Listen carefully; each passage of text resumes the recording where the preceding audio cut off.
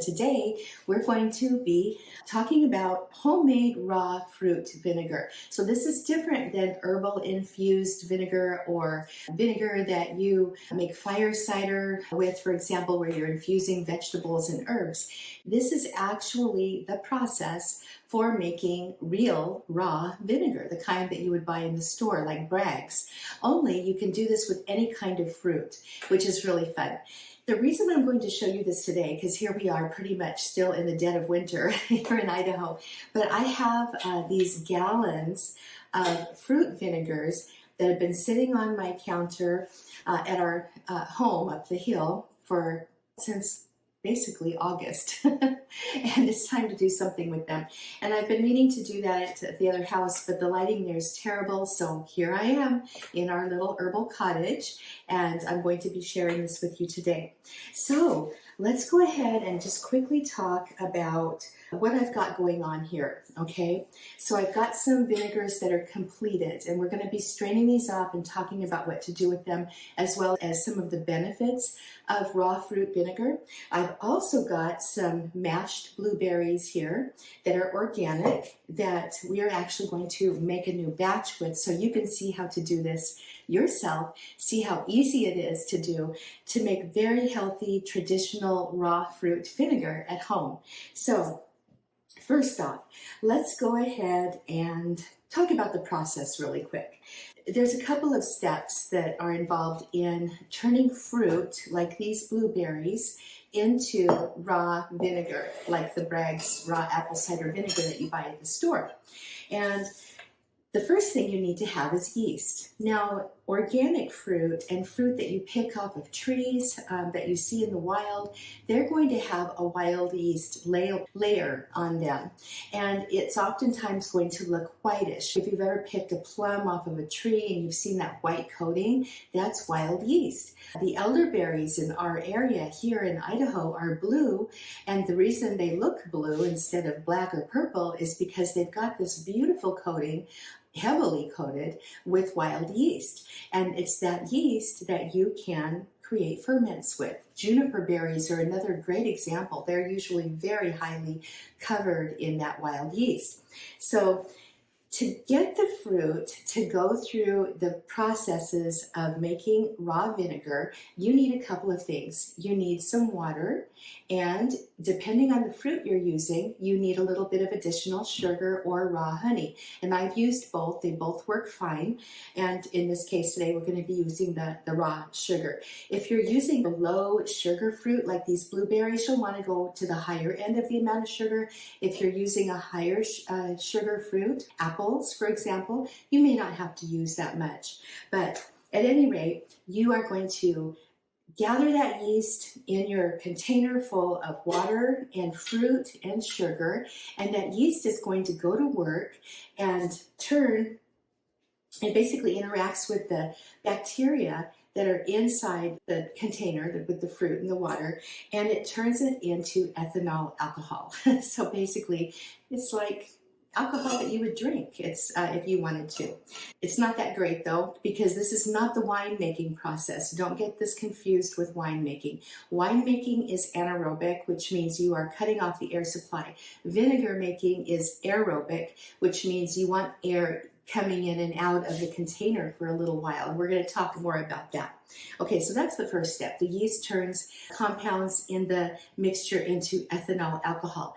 After that, specific bacteria get going that have been growing in the mixture, and they go to work. These are things like glucan acetobacter bacteria, or acetobacter bacteria, or glucanobacter bacteria. And there's a couple of others. But these specific bacteria are really good at oxidizing the ethanol alcohol and turning that into vinegar. And that's basically how the vinegar making process works. What happens when the ethanol is turned into acetic acid, which is that end process, that's when you get your vinegar. And acetic acid tastes very sour, and that's what makes vinegar acidic and sour. There you go. There's a little bit about the science behind the whole process. Okay, there are a lot of health benefits to making vinegars as well. Raw fruit vinegar might help regulate blood glucose levels, which is really handy. In fact, there are clinical studies done on just taking a shot of raw apple cider vinegar every day. It definitely has been shown to help regulate blood glucose levels. It supports healthy weight loss. It supports a healthy digestive system, a healthy microbiome in your gut. And some people are starting to believe, and I am one of these, that the microbiome is actually what, if it's unhealthy, that's where autoimmune issues might arise. So you definitely want to be paying attention to gut health as well. It kills harmful bacteria, and it might even be supportive of the cardiovascular system. So lots of great reasons to be using your fruit vinegars. So here are the basic steps. You want to wash your fruit, and I already washed my blueberries, and I also took my hands and crushed them up because I like a nice mash when I'm making my vinegars. If you've got hard fruits, it's much more difficult and takes a lot longer for them to break down. And then you're going to fill your jar about 1/3 to 1/2 full of your fruit. Now, you might see, like in this jar here, the fruit is pretty high up in the jar. What happens with us in the summer times is we have so much fruit, so much. And I'll usually overfill my jars, and it's not usually a problem. In fact, it creates an extremely strong vinegar, but it just takes a little bit longer. So if you want a more quick vinegar, just fill it 1/3 to about halfway full or so, and that's all you need to have. So when I first poured these blueberries into the bowl, I'm thinking, oh, we'll do a 1/2 gallon jar, and then I'm looking at this, and I'm like, maybe a mason jar with a quart jar would be fine, but I think I'm going to stick with the 1/2 gallon. So I'm going to go ahead and pour my fruit into this 1/2 gallon mason jar with a wide mouth. And I will just say this, normally I would use a canning funnel because it's just a lot easier, but we're still trying to get moved into this little herbal cottage, and I don't have all my equipment over here quite yet. So I'm just going to be very careful and just plop this fruit right into this 1/2 gallon wide mouth mason jar. And there we go. I love blueberries. Obviously, being late February here in North Idaho, these blueberries did not come out of our garden. I'm really looking forward to blueberry vinegar next year. We actually ate all of ours already, so we get a pretty good amount of blueberries every summer. I just love them. The dogs love them too. I have to keep my dogs out of the backyard where my blueberries are because they like to eat them.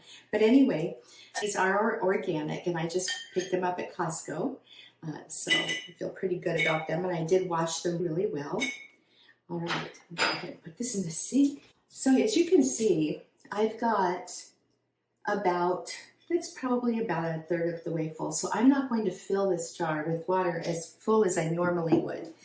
I'm going to go ahead and, since this is a low sugar fruit, I'm going to use a 1/2 cup of this organic cane sugar in my jar, and that's 2 scoops of this because this is a 1/4 cup measurement. All right. And I just want to mention here, I don't measure anything or do this scientifically at all. I've been doing this for years. And you just get a feel for how things work after a while and how much sugar different fruits need. But this is like my basic guideline. If you use a lot of sugar, it's going to take your fermentation process a lot longer to go through than if you use less sugar. So just keep that in mind. And here I have filtered water. Now, I'm in a bad habit, probably not bad, it's just what it is, but most of my preservation work goes on up at our house, up the hill about 6 miles, which is right next to our big garden and medicinal herbs and all of that. So usually I'll just use our well water up there because it's not been treated with anything and it's delicious. Down here in town where our herb cottage is, I have to be sure to filter the city water because it's been treated with the chlorine, and I don't know what's in it, to be honest. I just know that the first time I went to drink some, because I'm just used to drinking out of the faucet, I about gagged. So there you go. So I got this handy Brita water filter, and I'm just going to go ahead and pour this water in. And I think I'm going to go ahead and pour it Usually I pour it to within an inch of the top. And actually, this is going to be about a couple of inches down. I actually think this is going to be better because what ends up happening in this process is that you're going to get lots and lots of bubbles, and fermentation is going to start happening. And a lot of times you'll get an overflow. So I like to put my ferments in a tray because that overflow inevitably comes out, and I've ruined a few surfaces. So that's just a tip from experience right there. And you want to just go ahead and stir this until that sugar is dissolved. Okay, and let's just, while I'm getting this stirred, let's talk about the length of time all this takes. So the first week or two of this process, it's extremely important that you stir this at least once a day, if not twice. And the reason you want to do that is because as the fermentation process starts, the fruit rises to the top. And when the fruit rises to the top, if it doesn't get stirred down and mixed up, mold can form very quickly. Trust me, I know that too from experience. So you don't want that. Once you see mold, I am a safety person, so I generally go compost it. I know some people say, oh, just scrape it off the top. It's no big deal. But mold has spores that actually can grow all the way down to the bottom of the jar. So I don't take any chances. I just figure, okay, or I might, if it's not a lot of mold, I might just toss it to the chickens or whatever. Usually I compost it, and it's good for the compost. So that's what I do. But I don't like to lose a batch of fruit. So the best thing to do there is give this a good stir every single day. Be sure that fruit gets a chance on the daily or maybe twice a day to get submerged in the liquid and get mixed up a little bit. Now you're going to start seeing bubbles come up and things happening, and it's exciting. And after a little bit of time, remember you're stirring every day, the bubbling calms down, and you can basically just let it sit or just stir it every now and then. That also will break up any kind of a SCOBY or mother that's sitting on the top. And I actually have one over here I can show you in one of these jars. Anyhow, next step. You would think you would want to put a lid on this, right? Or some kind of an airlock or something like that. But no, you don't. With raw vinegar, because you want the Acetobacter to be going to work, you're going to use a porous, some kind of a netting. And I love to use cheesecloth. I'll show you over here what I have. I used cheesecloth on this ferment, just several layers of it with a rubber band. And this is dirty, so I'm going to actually wash that and use it again. And in my case today, just because I have to go buy cheesecloth, I'm just going to go ahead and use a double layer of paper towel. And what that does is that allows the air to get in and out of the jar, so you need oxygen. And it also helps, oops, I'm going to have to go get another rubber band. It also helps keep the fruit flies out. So I'm just going to go ahead and set this on the counter. And my next steps are going to be to stir it twice a day or once a day. And if you're in a warm house, then you're probably going to want to do it twice a day for sure. If you're in a cool house like we're in right here, once a day is probably enough, but I like to look at it and give it a good stir.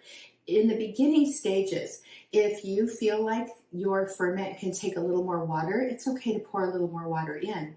But I'm going to go ahead and set this on the counter back here. My other fermenting things that are going on. We're going to move over here to these ferments that are already done so that you can see what the next stage will look like. So once that ferment over there has gone through the process, and it could take anywhere from 2 weeks to a month or even 2 months. And like I said, woo, it's strong. Now, in these cases, these have been sitting on our counter now for months. So these have had time to develop into some extremely powerful vinegars. And this one, it does not appear to have a mother on it. This is actually a combination of grapes and plums. So in this case, we actually combined the fruit. And I think I have a mother I can show you in this one here, which is stuck to the bottom of my tray. So good. This is peach vinegar. There's something about fermented food, whether it's an acetobacter or vinegar ferment, or whether it's a kombucha, or whether it's a lacto ferment, whatever it is, Yeah, that just, it's like your body just reaches out. The cells in your body just reach out for that goodness that is in these fermented foods. Kimchi, raw kimchi will often do that to people. I've given people little jars of sauerkraut as gifts, and I've actually watched them consume the entire jar in front of my face more than once. It's really interesting at watching. If your body's used to getting enough food or of these fermented bacteria, you don't crave it quite as much and your body's used to it. I just want to show you this because you might see something like this glob forming on top of your ferment. This is a mother, okay? This is actually a system of yeast and bacteria called a SCOBY. Symbiotic colony of yeast and bacteria, or bacteria and yeast. At any rate, you can remove it, you can give it to your chickens, you can compost it. You can also use it in your next vinegar ferment if you would like to. And I actually think I'm going to go ahead and use some of this liquid.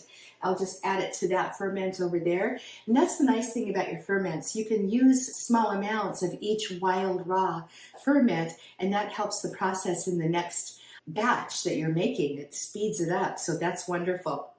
All right, since I just dug around for the SCOBY, I think we'll go ahead and strain off this peach vinegar here. Now let's talk about strainers for a moment.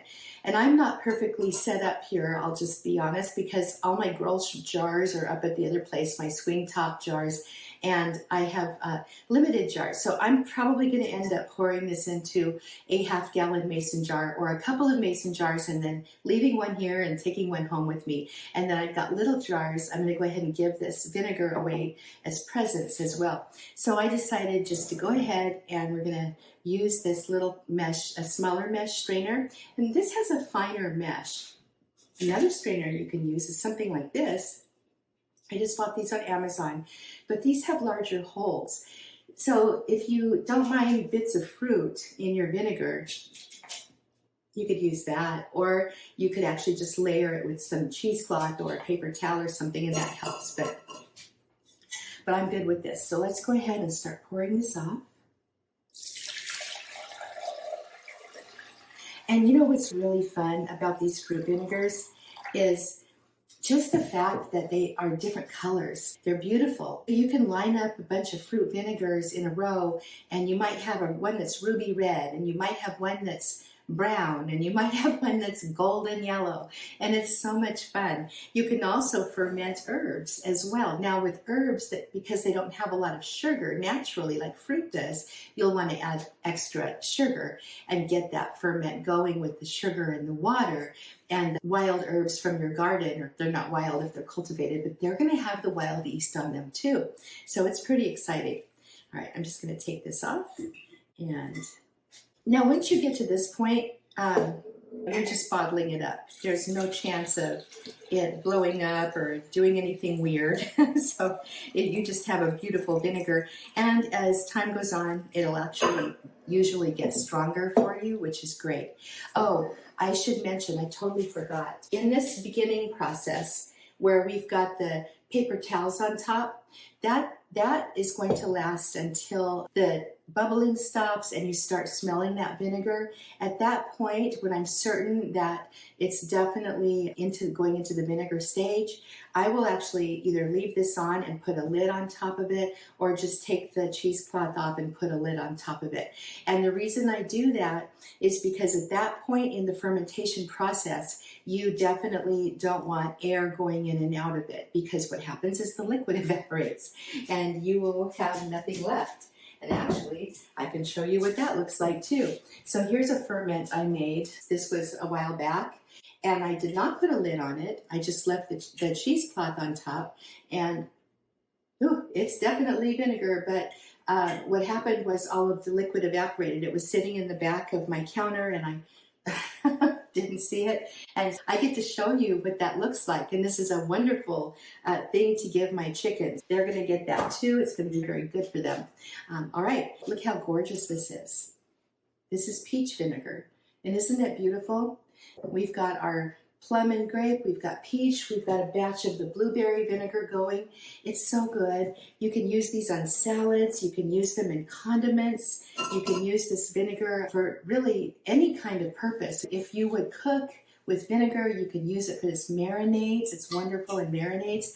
I love to add different vinegars to my soups and stews. It just gives it an extra little tangy flavor. Rice, it's wonderful in rice. You could stir some into your oatmeal. There's so much you can do with this vinegar. All right, that's fruit vinegar. And I hope you enjoyed this video. And I hope you'll try to make some on your own because it's a lot of fun. And not only is it fun, but you're actually gaining some very healthy liquid for your family. All right, actually, I love these little bottles. These are little 8-ounce stout bottles that I got from, I think I got them from Specialty Bottle, but you could even bottle your vinegar up in these and take it to the office and just sip on it as you want. Just a little healthy health drink there is pretty cool. Oh, don't forget, I have free gifts for you. So if you would like, you can get my Herbal Remedy Guide and Cheat Sheet. I will pin it in the first comment below and also in the description. I have another book called The How to Relax with Herbs and Oils Guide. It's really good. 24 pages of great information plus lots and lots of recipes and remedies. And I will also, let's see, is my Blending for Love Guide still ready? It is. And I would also want to encourage you, if you're ready to take your herbalism learning to the next level, join us in the Confident Herbalist Tribe. The tribe is our membership, and it's amazing. It's absolutely amazing. And I think I try to talk about it a little bit here and there, but people don't realize exactly how great it is. But I want to read you this letter that this lady wrote to me. She says, "Dear Heidi, I just finished your Herbal Medicine Making Basics course," which, by the way, that's a course that I sell for $97, but if you get one of my email opt-ins, it's on the back end of that. It's offered at a really steep sale for $37. It is an amazing course to pick up if you're brand new to herbalism because I've got a whole cold and flu section in there and all of the ways to make herbal medicine. So it'll get you started. Anyway, I truly enjoyed my first class with you. You are a very good teacher. Thank you. Since autumn of 2023, I have watched several of your videos and I've read many of your publications. Thank you for the glossary. So I have a website called healingharvesthomestead.com, hundreds of articles over there, and there is a glossary for the articles in the videos. A great place to go get information. I really enjoyed your live chats. The impromptu chat of December 26th was especially fun, so go ahead and look that one up if you want to. It's still on my YouTube channel. Until I watched your invitation to join the tribe at the end of the Medicine Making Basics class, I really had no idea of the tremendous benefit, in all caps, to joining the tribe. Maybe you could share your screen and explanation of the tribe at the end of your very popular live chat. So I'm going to leave a link to my Confident Herbalist tribe also in the description so you can take a look at that. It is very affordable. It's a community that I've built and created and facilitated over the last 4 years, from beginning to very advanced herbalists and aromatherapists. There are hundreds of students in there, and it's unlike anything that's out there in the herbal education world. I can tell you that because I've taken about a jillion courses and spent tens of thousands of dollars on my herbal education at this point. I'm very experienced. So I just want to tell you that if you are ready to take your herbal education to the next level, if you want support, if you want mentorship, if you want me live weekly, that's the place to go. It's just amazing. Anyway, she says, I am very pleased that I've joined, from a future herbalist and sister in Christ, Cheryl Pappas. So Cheryl, thank you so much for this note. It made my entire day. I don't often get actual physical emails in the mail, so that was so fun. And I should check my P.O. box a little more often, but happened to intercept that one. I'm going to continue processing my vinegars, and we'll definitely be stirring this one down, and maybe in a future video I'll show you how that little blueberry guy is doing back there. And I just love doing my fermentation and my herbalism and my little projects. It's a lot of fun, and I support my family's health this way. All right, I'm Heidi Villegas with Healing Harvest Homestead. Homestead and the School of Botanical Arts and Sciences, and I'm signing off. I hope you have a wonderful day. Be blessed. Bye-bye.